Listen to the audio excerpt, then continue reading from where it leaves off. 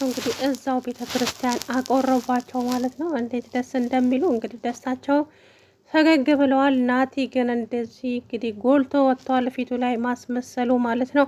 በጣም ተናዷል። በተቃራኒው ተመስገን ደግሞ ከት ብሎ እየሳቀ ነው። የአንጀቱ ደርሷል ማለት ነው። ቲናዬ ጀግኒቷ እንግዲህ ትሁት ታዲያ የናቲን ማስመሰል ስታውቅ ጎትታ ና ከዚህ ከቤት ውጣ፣ እስከ ዛሬ ከኖርኩበት ቤት በአንተ ምክንያት ነው ከአባዬ ጋር የተጣላሁት፣ አንተ የማትረባ እንዴት እንደዚህ ታደርጋለህ ስትል ናቲን ጎትታ ከዚህ ከቤት ውጣ፣ እኔ እኮ አባዬ የሆነ ነገር ካላየ የሆነ ነገር ካልሰማ እንደዚህ አይሆንም፣ በጣም ነው የተቀየረው፣ ለካ እውነት አለሁ፣ እኔ ደግሞ ታገባኛለህ ማለቴ። ከዛ በኋላ ናቲም ደግሞ እኔ በፍጹም አላፈቅርሽም፣ አላገባሽም፣ እኔ እልህ ይዞኝ እንጂ በፍጹም አንቺን አላፈቀርኩሽም ብሏት ቁጭ አለ። ደነገጠች። በዚህ ጋር ተመስገን አልፈልግሽም አለ፣ በዚህኛው እሱም አልፈልግሽም አለ። ከሁለት የወደቀ ዛፍ ሆና ቁጭ አለች ማለት ነው። አያችሁ፣ ይሄንን ነበር ያልኳት ቲና። ዞር ብለሽ ተመልከቺ ራስሽን ብትላትም ቲና አንቺ ተመስገን ገንዘብ ከፍሎሽ እንደምትሰሪ አውቃለሁ። ስለዚህ ናቲ ደግሞ መልካምና ጥሩ ልብ ያለው ሰው ስለሆነ ለዛ ነው የጠመድሽው ብላ ተናገረቻት። አደል ነው እንዴ? ኦ ሶሪ፣ በጣም ይቅርታ ትሁት፣ ግን ነገሩ ሲገባሽ ትመጫለሽ አለቻት። ከዛ በኋላ አፍሽን ዝጊ ቲና፣ እውነቴን ነው፣ የመጨረሻ ማስጠንቀቂያዬ ነው። ከዚህ በኋላ ናቲን አንድ ነገር እናገረዋለሁ ብቻ እኔና አንቺ መጥፎ ነገር ላይ እንደራረሳለን። አረ መጥፎ ነገር ላይ እንደራረስም፣ ታይ እዚሁ እንቆያለን አለቻት። ከዛ በኋላ እንግዲህ አባዬና ሚስታቸው ምክንያቱም እዛው ጸበል በሄደችበት እዛው ተቆረቡ ማለት ነው። ያቆረቧቸውም ደግሞ እዚሁ መቁረብ ስላለባቸው ብለው እዛው አቆረቧቸው። በጣም ደስ ይላል ማለት ነው። ከዛ በኋላ እንግዲህ አቶ ናቲ ተዋረድኩኝ አይደለ? ወይኔ ናቲ፣ ወይኔ እንዴት እንደዚህ ሊሆን ቻለ? በስተመጨረሻ ውርደቴ ጎልቶ ወጣ። እኔ አሸንፋለሁ ስል አሸነፈኝ ይሄ የማይረባ ሰውዬ እያለ እንግዲህ ቲና ላይ ተነሳባት። ሰርበል ሰውዬ፣ ስነ ስርዓትን ያዝ፣ ነግሬሃለሁ። አንድ ነገር ለማድረግ ብትሞክር ውርድ ከራሴ አለችው ቲና። ከዛ በኋላ አባዬ እንግዲህ ናቲን ከዚህ በኋላ አይንህን ማየት አልፈልግም እዚህ ቤት ውስጥ ትሰማለህ? ብዙ ሰዎች አይቻለሁ። አንተና እናትህ በልቶ ካጅ ናችሁ። ከነ እናትህ በልታችሁ ክደውችሁኛል። ይሄ ደግሞ ለእኔ ብርቄ አይደለም። እውነት ቲና በጣም ብዙ ግፍ አሳድራብኛለች። ይህን እናንተን ያክል ጭካኔን ግን አይቼ አላውቅም። ለምን እኔ ለአመታት ስናፍቃት የኖርኩት ሚስቴን እንዳላገኛት ይሄ ሁሉ ለምን እንደዛ አደረጋችሁ? አባዬ ይቅርታ አድርግልኝ፣ ተናድጄ ነው። ምን አደረግኩ? ያደረግኩ ነገር አለ? እናቴ ከዚህ ቤት ስለሄደች እና ያንተ እናት ጠግባ ነው ከዚህ ቤት ሄደችው። ማን ሂጂ አላት? የኔ ሚስት በህይወት እንዳለች ልፈልጋት ወይ ከሌለች እዚያ አምጥቼ ልቅበራት ባልኩበት አይደለ ወይ? ተናዳ እኔ ስቀርባት እሷ እየራቀችኝ፣ እኔም እንደውም እሷን አለሜን ተደርቤ ትሁትን በጣም ተናግሬያታለሁ። በቃ እኔ ሚስቴን አልፈልጋትም፣ አለሜ ከአለሜ ጋር ሰላም ፈጥሬ መኖር ነው የምፈልገው ብዬ፣ እሷ ለካ እባብ ናት። ሰውየው ያለ እንትኑ አይደለም ለካ ወዶ አይደለም አስሮ ሲያሰቃያት። አባዬ በቃ ይበቃል። ስለ እናቴ እኮ ነው። ዞር በል እባክህ። ስለ እናትህ ባወራስ ተንኮለኛና ምቀኛ ሴት ናት እናትህ። እውነታውን ልንገርህ ከሰማኸኝ፣ ከዚህ በኋላ ግን አይናችሁን ማየት አልፈልግም። ከዛ ትሁት ብድግ አለችና ተነስ ውጣ ከዚህ ቤት ናቲ፣ አንተ አስመሳይ፣ ምን አይነት አስመሳይ ሰውነህ ስትል እንግዲህ በጣም ተናደደች ማለት ነው። ቲና እና ተመስገን ታዲያ በጣም ተደሰቱ። አንጀታቸው ቅቤ ጠጣ። ከዛ በኋላ ተመስገን ከት ብሎ ሳቀ። ትሁት በምን አይኗ ተመስገን እንትየው አሸነፈ ተመስገን። በስተመጨረሻም ናቲ ታዲያ እኔ አሸንፍ ያለው የምን ሽምግልና እንኳን ላገባት ይቅርና ዞር ብዬም አላያትም። ሽምግልና የሚላክበትን ቀን እኔ ድሌን አከብራለሁ። ስለዚህ በሷ ቤት አሁን ናቲ ያገባኛል ብላ እኮ እየጠበቀችኝ ይሆናል ሞኟ እያለ ጭራሽ ሲሳለቅባት ነበረ። በጣም የምትገርም ሰው ነህ አንተ አለችው ቲና። እኔ ስለ እናንተ ምንም አያገባኝም፣ ግን የአባዬ ሚስት ላይ አንዲት ጭረት እንድትደርስባት አልፈልግም፣ ነግሬሃለሁ ብላ አስጠነቀቀችው ማለት ነው።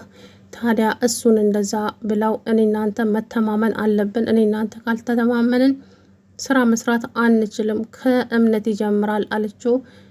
ከዛ የአባዬ ሚስት የት እንዳደረጋት ተናገረ። እሺ በቃ ከዚህ በኋላ ስፈልገኝ ደውልልሃለሁ፣ ደውልልኝ አለችውና ሄደች። ወዲያው ተመስገንን ደውላ ጠራችውና አሁኑኑ ፊትህን ሳታዞር ለማንም ሳትናገር በዚሁ ቀጥል አለችው። አድራሻ ሰጠችው። እሱም እየሮጠ ሄዶ እንግዲህ አባዬን ሚስት ልጅቷን አገኛት ማለት ነው፣ እድል ተብየዋል። እሷም እንግዲህ የሆነች ነገር ናት መሰል አላቅም፣ ብቻ አፍጥጣፍታለች ተመስገን ላይ ማለት ነው። እናም ታዲያ ናቲን ይሄ ሁሉ ውሸት፣ ይሄ ሁሉ ማስመሰል ደሞ ሳይገረፍ የሚያወራው ነገርስ፣ እኔ እኮ ውሸታም አይደለሁም፣ እኔ እኮ አስመሳይ አይደለሁም፣ እኔ እኮ እንደዚህ አላደርግም፣ እኔ እኮ እንደዚህ አይደለሁም እያለ እንግዲህ ቢገረፍ ከዚህ የበለጠ ያወራ ነበር ማለት ነው። እና አባይም ደግሞ ሄጄ ግንባሩን ብዬ ልገላግለው ሲሉ አይ እንደዛ አይሆንም፣ ግንባሩን ለምን ትመታዋለህ? አባዬ ተረጋጋ እንጂ፣ እሱን ከመታኸውማ ነገሮች ይበላሻሉ። አንድ ጊዜ ብቻ ሚስትህ እጅ ላይ ትግባለህ፣ ከዛ በኋላ ነገሮች በምትፈልጋቸው አቅጣጫ ይሄዳሉ አለችው ቲና። እሺ እኔ ልጅ እንዳልሽኝ ያረጋለሁ። ይልቁንስ አንተ ተረጋጋና እና ተመስገንንም አረጋጋው። እውነቴን ነው ተመስገን በጣም ተናዷል አባዬ። ምክንያቱም እንኳን ተመስገን እኔ ራሴ በጣም ተናድጃለሁ። እኔ ከናቲ ብር ብቀበልም ስራዬ እሱን ማጋለጥ ነው እንጂ ከሱ ጋር ተደርቤ እሱን ልሰራ ወይ አንተን ልጎዳ አይደለም አባዬ። በዚህ አጋጣሚ እንድታውቅልኝ የምፈልገው ይሄንን ነገር ነው። ምክንያቱም እኔ ድሮ የጎዳው ራሱ ጸጸቱ አለቀ ብሎኛል። እንኳን ድጋሚ ሌላ ነገር ልሰራ አላህ ላይ። እናም አባዬ ከልቤ ነው ይቅርታ አድርግልኝ አለችው። አረ የኔ ልጅ ያለፈው አልፏል። አሁን ብቻ አንቺ ብቻ እችን ውለታ ዋይልኝ ቲና። እውነቴን ነው መቼም ማረሳውም ውለታሽን አባዬ። አታስብ፣ እውነቴን ነው አታስብ ብያለሁ። እማይረባ አሁን እሱ በሱ ቤት እኮ አምኖኛል። ገንዘቡን ቢሰጠኝም ከሱ ጋር የምሰራ መስሎት በጣም ተደስቷል። ግን አይደለም። እኔ በእርግጥ እንደኔ አጭበርባሪ ሳገኝ አልምረውም፣ ግን ደግሞ ባንተ ሲመጡብኝ እንደው አልሰማቸውም። ይልቁንስ አሁን እኔ እዚህ ጋር ካንተ ጋር ያወራሁትን በፍጹም አፍሳት ብሎ እንኳን ትሁት ፊት ምንም አይነት ነገር እንዳታወራ። እሷ ለናት እየነገረች እሷ ናት ነገሮችን እያበላሸች አለችው። እሱ ጋር ስላለች ሴትዮዋ እሱ ነው ደብዛዋን እያጠፋ ያለው። ስለዚህ ከትሁትም ሆነ ከማንም ተጠንቀቅ አለችው። እሺ አለ ማለት ነው። አባዬ እንግዲህ እስከዛሬ ናቲ እጁ እንዳለበት እንጂ የአባዬን ሚስት ከቦታ ቦታ እንደሚያዘዋውራት አያውቅም ነበረ። ታዲያ ትላንትና ሲሰማ ራሱን መቆጣጠር ነው ያቃተው። እንኳን አይደለም አባዬ እኔ ራሴ በጣም ነው ያናደደኝ ናቲ ማለት ነው። ለአባዬ ይሄ አይገባውም። ምክንያቱም እናቱ ያኔ እንደዛ አቶ ገዛኸኝ ሲያሰቃያት እሱ ቤት ነበር የተሸሸገችው። ግን የሰው ልጅ ይሄ ነው ማለት ነው፣ ባዳ ባዳ ነው። እና እንግዲህ ተመስገን ጀግና ነው። ጀግንነቱን ደግሞ እያስመሰከረ ነው ማለት ነው። ትሁትን የትሁት ፍቅረኛ ነው ተብለክ ዝም ያልኩት አንተን ብቻ ነው። ጠይቃት ከፈለክ ስለኔ።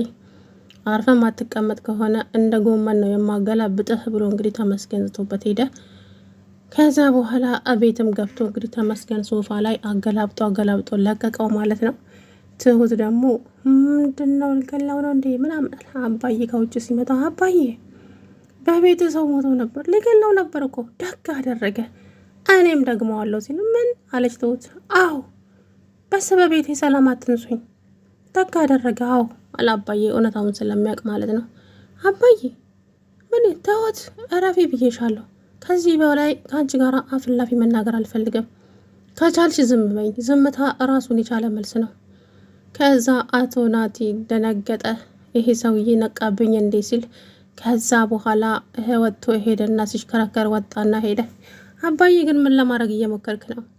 ተመስገንን አታውቀውም እንዴ? በውሸት ውሸታም ማን እንደሆነ በቅርቡ ለይተሽ ታውቂያለሽ። አሁን ግን ዝም በይ። እኔ ከአንቺ ጋራ ምንም ነገር መነጋገር አልፈልግም። ትሁት ትሰሚኛለሽ?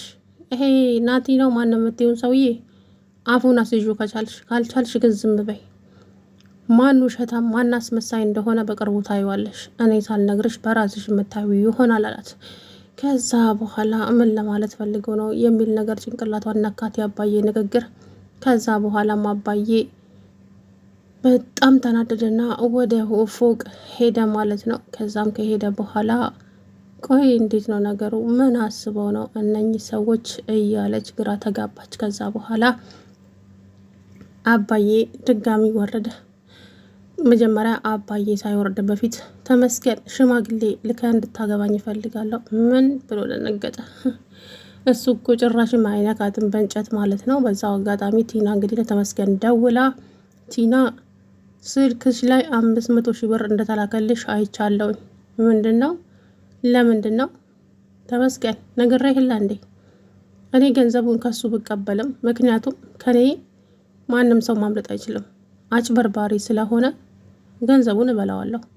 ግን ደግሞ የምሰራው ለአባዬ ነው።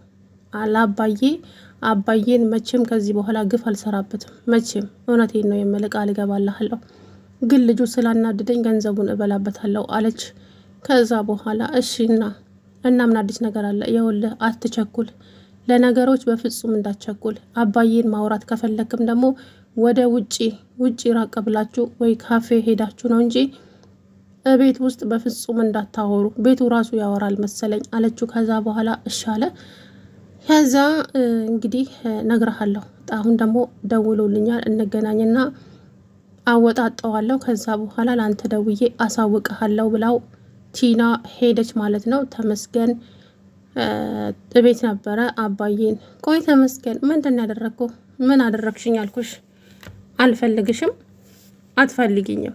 ስለዚህ የራስሽን ህይወት ኑሪ፣ አንቺም በእኔ ህይወት ጣልቃ እንዳትቀቢ። ምን ማለት ነው ደግሞ እሱ? ልክ እንደሰማሽው ትሁት በህይወቴ ጣልቃ አትግቢ፣ እኔም በህይወትሽ ጣልቃ አልገባም። ሰማሽ? ከዚህ በኋላ አጠገቤ እንዳትደርሺ፣ አጠገብሽ አልደርስም። ምን አፈ ነው እንጂ እኮ ልብ ይወደኛል፣ እንዳትሳሳቺ። አዎ እወድሽ ነበር፣ አሁን ግን አንቅሬ ተፋውሽ። እውነታው ይሄ ነው። ልወድሽ አልችልም ከዚህ በኋላ። በጣም ለመንኩሽ፣ ፈጣሪን ብለምነው ኖሮ ብዙ ነገር ይሰጠኝ ነበረ። ስለዚህ ከዚህ በኋላ እምለማመጥሽ ወይ ደግሞ እንደ በፊቱ እምከታተልሽ ከመሰለሽ ተሳስተሻል፣ ዞር ብዬም ቼክ አላደርግሽም ሲላት ያረረደብን ቅጥልን ያለችው በአንድ ጊዜ ማለት ነው። ትሁት እንግዲህ ከሰል ሆነች። እውነትም ቆርጦለታል። ወይኔ ጉዴ ጉድ ሆንኩኝ እያለች ነው ማለት ነው። እና እንግዲህ ተመስገን ከትሁት በመቆረጡ እኔ ራሴ ደስ ነው ያለኝ። በጣም ተንጠባረረች። እንግዲህ ወንድ ልጅ ከቆረጠ ደግሞ ቆረጠ ነው። ከዚህ በኋላ ወፍ የለም። ሰላም ውድና የተከበራችሁ የቻናሌ ቤተሰቦች እንዴት ናችሁ? አለሁ